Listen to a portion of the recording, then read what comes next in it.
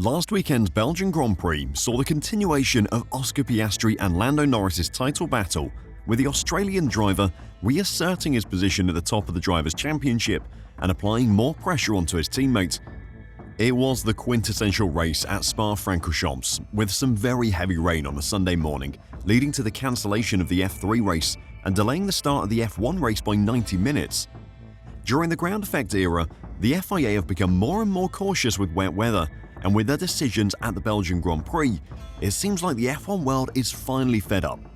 Wet races have historically created an incredible spectacle for the sport, but in Belgium last weekend, we were denied one. Did the FIA make a mistake? Well, today I'll check out what's being said, why Max Verstappen was furious, and why Lewis Hamilton will have been gutted, so don't go anywhere. Oscar Piastri passed McLaren teammate Lando Norris on the first racing lap of a wet, dry Belgian Grand Prix to take his 6th victory of the year and extend his championship lead. The Australian swept past Norris as the race started after an hour-and-a-half delay for heavy rain and 2 laps behind the safety car, and controlled the race from there. It was Oscar's 8th win of his career, moving him equal with Lando Norris and Charles Leclerc, despite starting his career far later than his fellow podium finishers at Spa.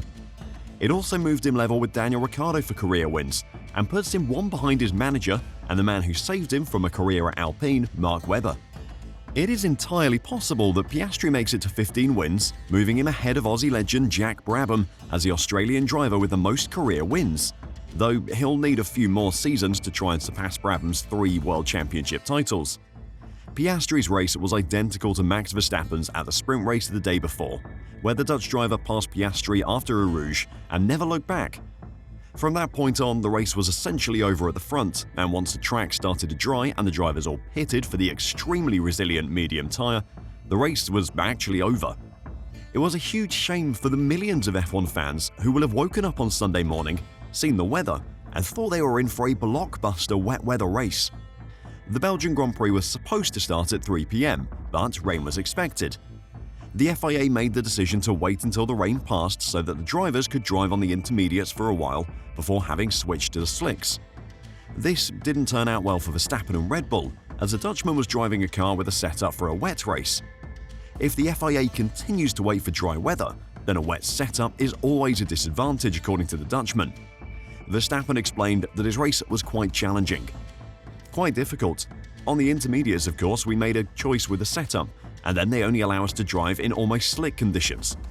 That's a bit disappointing because we spoke after Silverstone to be a little more cautious with the positions, but this was then the other extreme for me. And then, of course, the choice that we made with the setup of the car was then, of course, the wrong one because they didn't allow us to race in the wet.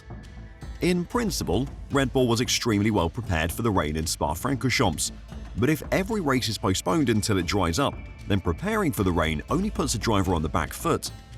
Once we got to the dry tyres, we were just too slow on the straight. And then with the general balance problems I already have with this car, it made everything just a bit worse, Verstappen continued. When asked about when the Grand Prix should have begun, the Dutchman said, 3 o'clock, straight away. It was not even raining. And of course, between turn 1 and 5 was quite a bit of water. But if you do 2 or 3 laps behind the safety car, then it would have been a lot more clear. And the rest of the track was anyway ready to go, and it's a bit of a shame. Verstappen understands that the FIA wants to be more cautious after the British Grand Prix, but he thought the actions in Belgium were to the other extreme. Of course, I knew that they would be a bit more cautious after Silverstone, but this also didn't make sense. Then it's better to say, you know what, let's wait until it's completely dry and then we just start on slicks, because this is not really wet weather racing for me. While the FIA may have wanted to be more cautious after the number of incidents that happened at Silverstone, for us fans, that British Grand Prix was absolutely fantastic. It isn't like there were any serious incidents at Silverstone either. Yes, there were a number of off-tracks and spins that could have ended badly, but with how safe F1 cars are now, the only thing damaged would have been the cars. Asked whether this is because of the previous accidents in the rain at Spa, especially those with fatal consequences, Verstappen says he understands why safety comes into play for the FIA. Of course, at the end of the day, they do what they want, he referred to the stewards. I mean, they decide, but I just find it a bit of a shame for everyone. You'll never see these classic kind of wet races anymore then, which I think they still can happen. The world's media appear to agree with Verstappen, asking why F1 couldn't race in the wet.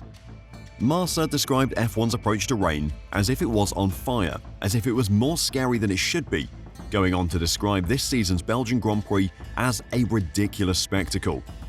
ESPN were also disappointed at the delayed race start.